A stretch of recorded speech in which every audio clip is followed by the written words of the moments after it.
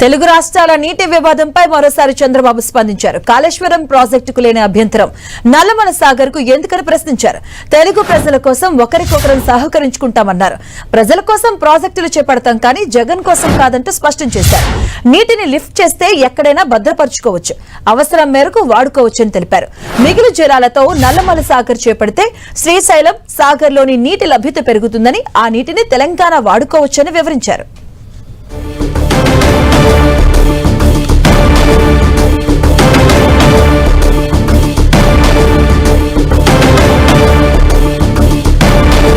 తెలుగు రాష్ట్రాల నీటి వివాదంపై మరోసారి చంద్రబాబు స్పందించడం జరిగింది. కాళేశ్వరం ప్రాజెక్టుకు లేని అభ్యంతరం నల్లమల సాగర్ కు ఎందుకంటూ ప్రశ్నించారు. తెలుగు ప్రజల కోసం ఒకరికొకరం సహకరించుకుంటామన్నారు. ప్రజల కోసం ప్రాజెక్టులు చేపడతాం కానీ జగన్ కోసం కాదని స్పష్టం చేశారు. నీటిని లిఫ్ట్ చేస్తే ఎక్కడైనా భద్రపరుచుకోవచ్చు, అవసరం మేరకు వాడుకోవచ్చని తెలిపారు. మిగులు జలాలతో నల్లమల సాగర్ చేపడితే శ్రీశైలం సాగర్లోని నీటి లభ్యత పెరుగుతుందని, ఆ నీటిని తెలంగాణ వాడుకోవచ్చని వివరించారు.